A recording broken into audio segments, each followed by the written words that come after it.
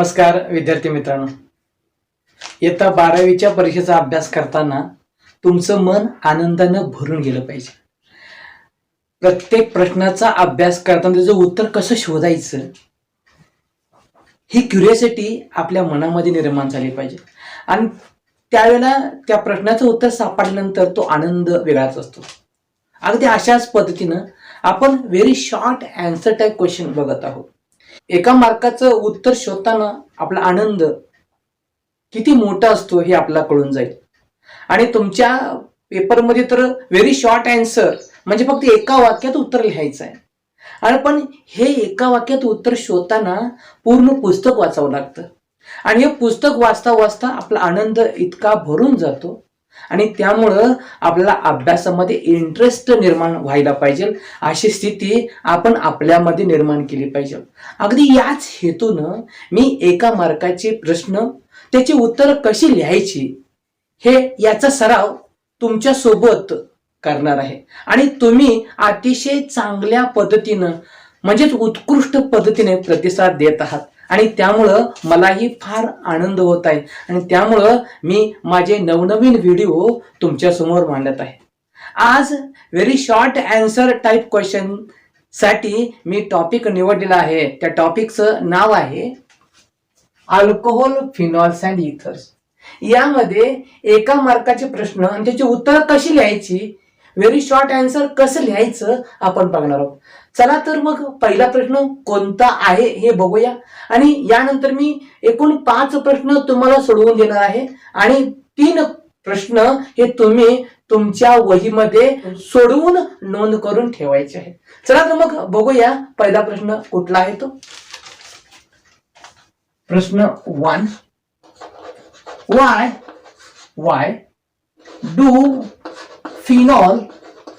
Why do phenol give deep coloration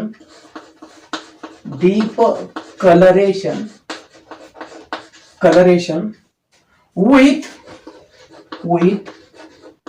neutral FeCl3 म्हणजेच ferric chloride. काय प्रश्न आहे बघा. फिनॉल आहे तो काय करतो, फिनॉल ज्यावेळेला न्यूट्रल FeCl3 रिॲक्ट होतो त्यावेळेला deep blue, violet, green colouration देऊ शकतो. मग यामध्ये याचं नेमकं उत्तर काय असणार आपण शोधायचं आहे. त्यासाठी पण रिॲक्शन नेमकी काय घडते, what happens in the reaction आपण बघूया. बघा यामध्ये फिनॉल हे जे आहे फिनॉल आहे. यामध्ये इट इज OH फिनॉल आहे 3OH. when it is reacts with neutral FeCl3 it is a phenol म्हणजे फिनॉल आहे. आणि फिनॉल ज्या न्यूट्रल फेरिक क्लोराइड बरोबर रिॲक्ट होतं. व्हॉट हॅपन काय होतं बघा, इथं एक कॉम्प्लेक्स तयार होतो आणि तो कॉम्प्लेक्स कोणता आहे, फेरिक फिनॉक्साइड. म्हणजे काय बघा यामध्ये हा जो आहे हा O आहे, इट इज अ फिनॉक्साइड. आणि या फिनॉक्साइडला 3Fe जोडलेला असणार आहे. म्हणजेच it is named having a ferric phenoxide. Ferric phenoxide मिळाला. फेरिक फिनॉक्साइड म्हणजेच काय, हा जो 3H यातले या फिनॉल मध्ये 3H आणि हे 3Cl निघून गेले म्हणजेच 3HCl निघून गेले. आणि राहिला शिल्लक काय बघा, हे Fe आणि हे फिनॉक्साइड आयन. या फिनॉक्साइड आयनला हा Fe कनेक्ट होतो म्हणजेच कॉम्प्लेक्स तयार होतो. नाव आहे फेरिक फिनॉक्साइड. मग याचं उत्तर काय लिहायला पाहिजे तर why do phenol give deep coloration with neutral FeCl3. उत्तर बघा त्याचं, the phenol give deep coloration with neutral FeCl3 due to formation of ferric phenoxide. Due to formation of ferric phenoxide. Do you understand? Yes, you can better understand. तर दुसरा question कसा विचारला आणि त्याचा answer कसं लिहायचं हे पाहूया. दूसरा क्वेश्चन है write the IUPAC name of crotonyl alcohol. Crotonyl alcohol. याचं मला काय करायचंय बघा. Right the IUPAC name of a crotonyl alcohol. पहिल्यांदा आपण काय करूया, क्रोटोनिल अल्कोहोलचं स्ट्रक्चर काढून घेऊया. स्ट्रक्चर बघा पण कसं आहे. CH3 CH double bond CHL CH2OH. It is the structure for crotonyl alcohol. हे क्रोटोनिल अल्कोहोल आहे. क्रोटोनिल अल्कोहोल आहे. मग आपल्याला याचा IUPAC नेम द्यायचा आहे. पहिल्यांदा काय करायचं, functional group would identify the characteristics of the compound. म्हणजे OH हा फंक्शनल ग्रुप आहे आणि जिथं फंक्शनल ग्रुप जोडलेला आहे तिथून जे नंबरिंग स्टार्ट करायचं 1 2 3 4. म्हणजे आपल्या लक्षात आलं की पॅरेंट अल्केन 4 आहे, ब्युटेन आहे. यामध्ये दुसऱ्या पोझिशनला डबल बॉन्ड आहे आणि पहिल्या पोझिशनला काय केलंय, OH ग्रुप जोडलाय. म्हणजेच ह्याला OL म्हणू शकतो, हिला इन म्हणू शकतो. मग नाव द्यायचं आहे. कसं नाव देता येईल आपल्याला बघा, तर नाव आहे IUPAC नेम, IUPAC नेम. काय बघा, IUPAC नेम. जर आता परीक्षेला विचारले, आपण काय विचारले, right the IUPAC name of the crotonyl alcohol. मग काय नाव द्यायचं बघा. पहिल्यांदा ब्यूट आहे, ब्यूट.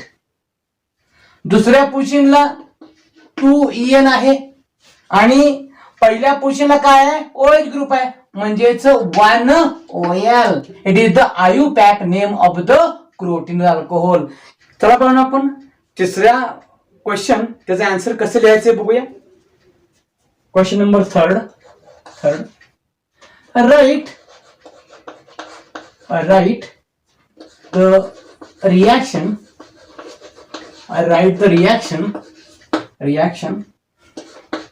to get aspirin from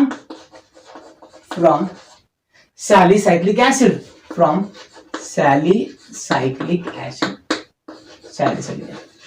पण प्रश्न सोपा आहे.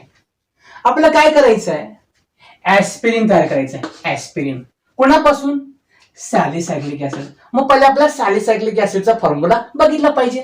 बघा यामध्ये काय केलं, COOH आणि OH. It is a salicylic acid. मग या सॅलिसायक्लिक ऍसिड काय करायचं आहे, it reacts with acetic anhydride. Formula बघा बाळांनो,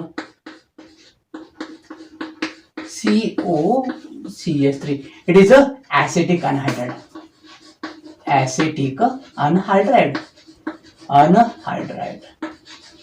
मग काय उत्तर येते बघा भाऊ, याचं अति सिंपल आहे.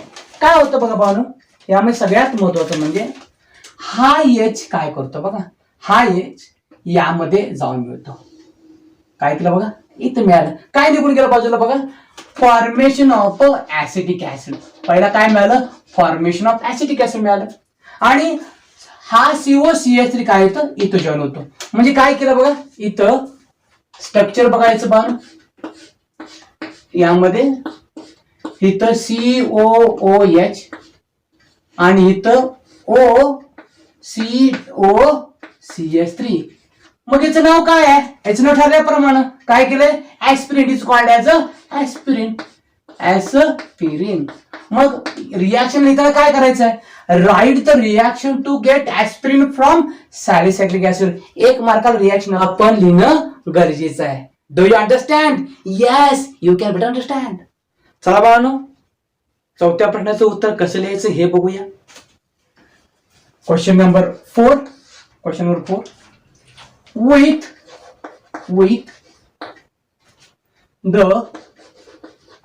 with the help of chemical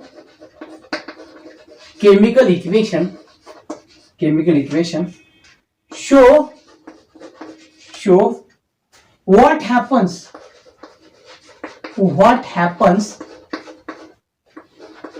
happens with cumin हायड्रोपेरॉक्साइड हायड्रोपेरॉक्साइड हायड्रोपेरॉक्साइड is treated with dilute acid. Bano प्रश्न अतिशय सोपा आहे. With the help of chemical equation show what happens with cumin hydroperoxide is treated with dilute acid. पहिल्यांदा आपण cumin हायड्रोपेरॉक्साइड तयार करून घेऊया. कसं तयार करायचं? क्युमिनचा वापर करून मला क्युमिन हायड्रोपेरॉक्साइड तयार करूया. मग त्याच्यावर आपण काय करू? डायल्यूट ऍसिडचा मारा करूया. चला आता बंद रिएक्शन बघूया. First formula for cumin. बघा क्युमिनचा फॉर्म्युला काय? CH3. दुसरं नाव आहे isopropyl benzene, that is cumin. And cumin undergoes oxidation in presence of naphthenate, cobalt naphthenate.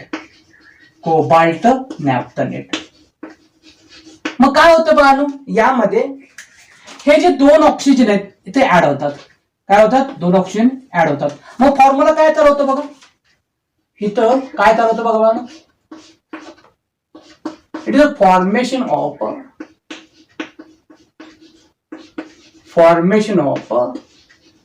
cumin hydroperoxide. Formation of cumin hydroperoxide. मग या क्युमिन हायड्रोपेरॉक्साइड वर जर डायल्यूट HCl चा मारा गेला काय होत असेल? तर सगळ्यात महत्वाचे ब्रेकडाऊन काय होतं बघा, हा भाग पूर्ण बाजूला जातो. म्हणजेच formation of acetone. First formation of acetone. मग शिल्लक राहिलं काय बघा, तर हा OH या बेंझिनला जाऊन अटॅच होतो. म्हणजे बघा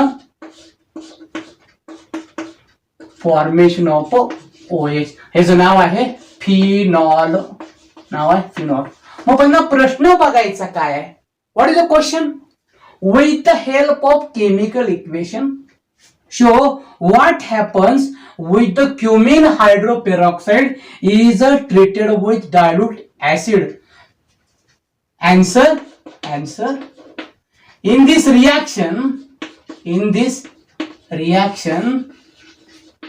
formation of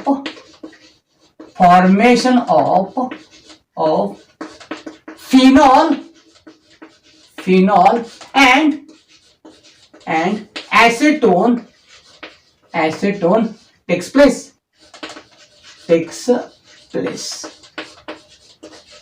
मला समजलं का बघा. चला बाळांनो, शेवटचा 5वा क्वेश्चन, त्याचं आन्सर कसं लिहायचंय आपण बघूया. 5th question. Draw the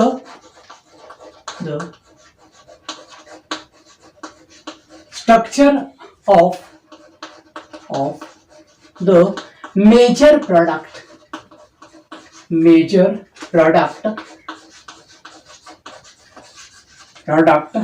of hydroboration oxidation. बाळांनो, रिएक्शन अतिशय सोपी आहे, फक्त काळजीपूर्वक बघायचं. ह्याचा आन्सर अपेक्षित आपल्याला काय येणार आहे? प्रोपेन 1 ऑइल आहे. ह्याचा आन्सर बघा, पहिला आन्सर सांगून ठेवतो. Propane 1 oil. पण हे आन्सर किंवा हे प्रोडक्ट कसा येतोय आपण रिएक्शनच्या द्वारे बघूया. चला तर रिएक्शन बघूया. मग त्यासाठी काय अपेक्षित आहे? तर प्रोपीन गरजेचं आहे. CH3 CH double bond CH2. It is a propene. हे प्रोपीन कशा बरोबर रिएक्ट व्हायला पाहिजे? तर डायबोरेन म्हणजेच B2H6. खरी अपेक्षा आहे BH3 ची अपेक्षा आहे. इथं BH3 पाहिजे, पण हे डायबोरेन असं लिहितो, त्यामुळे आपण काय करायचं, हाफ करायचं. म्हणजेच इथं मिळेल आपल्याला BH3 means propene reacts with this BH3 reacts with BH3. What happen, काय होतंय आपल्याला बघूया. इथं काय होतं तर हे 3 प्रोपीन मॉलिक्यूल आहेच येतात. म्हणजे काय केलं बघा, CH3 CH CH2 CH3 CH CH2 CH3 CH CH2. It's best trick, तुम्हाला समजून देण्यासाठी ही बेस्ट ट्रिक मी अवलंबलेली आहे. आता इथं काय केलं बघा बाळांनो, यामध्ये सगळ्यात महत्वाचं म्हणजे हा डबल बॉन्ड इथं आहे, म्हणजे इथं डबल बॉन्ड आहे. हा जाण्यासाठी हे तीन एच जे आहेत, 3 एच मी काय करतोय, इथं वापरतो. म्हणजे इथे एक एच, इथे एक एच, इथे एक एच. म्हणजे काय झालं बघा, CH2 CH2 CH2. म्हणजे 3 एच गेले, राहिला फक्त बी. हा बी इथे व्हॅलेन्सी कमी आहे म्हणून हे सुद्धा काय केलं मी, बी न जोडलं. म्हणजेच ह्याचं नाव आहे, काय नाव आहे बघा, हे बोरेन आहे आणि हे ट्रायप्रॉपिल आहे. म्हणजे नाव बघा, ट्रायप्रॉपिल बोरेन. ट्रायप्रॉपिल बोरेन. मग आता बघा काय होतं, याच्यावर रिॲक्ट करायचं. काय करायचं, ह्याच्यावर 3H2O2 चा मारा करायचा, हायड्रोजन पेरॉक्साईडचा मारा करायचा. आता 3H2O2 म्हणजे नेमकं काय, तर 6OH. म्हणजे काय केलं बघा, यामध्ये इथं लिहितो साईडला OH OH OH OH OH OH. मग आता हे ऍड करायचं आहे कुठं, ज्यावेळेला tripropyl borane react with hydrogen peroxide. What happen here, breakdown takes place here breakdown. आणि हे 3 मॉलिक्यूल बाजूला येतात. म्हणजे काय झालं बघा, CH3 CH2 CH2 CH3 CH2 CH2 CH3 CH2 CH2. इथं काय होतं बघा बानू, यातला प्रत्येक हा एक OH इथं आला, हा OH इथं आला, हा OH इथं आला. म्हणजे काय झालं बघा, ह्याचं नाव आपल्याला माहित झालं, लक्षात आलं. तर नाव याचं प्रोपेन 1OL. Propane 1OL. म्हणजे एका 1 2 3 पहिल्या पोझिशनला OH ग्रुप आहे आणि 3 कार्बन आहेत, 1 2 3, म्हणून प्रोपेन 1OL आन्सर आलं. मग राहिलं शिल्लक काय, तर यामध्ये हा बी शिल्लक राहिला. म्हणजे हे ब्रेकडाऊन झाल्यानंतर यातले 3 OH इथं आले, बी बाजूला आला आणि तो बी आणि हे 3 OH म्हणजे काय झालं बघा, H3BO3 बाजूला आलं. म्हणजे बघा हे 3 ऑक्सिजन 3 H म्हणजेच H3 एक बी आणि 3 O म्हणजेच H3BO3 बाजूला आलं. आणि आपल्याला मिळाला आन्सर काय, प्रोपेन 1OL. पण प्रश्न काय आहे, draw the structure of the major product of hydroboration oxidation. म्हणजे हे जे स्ट्रक्चर आहे असं आपलं आन्सर उत्तरामध्ये यायला पाहिजे.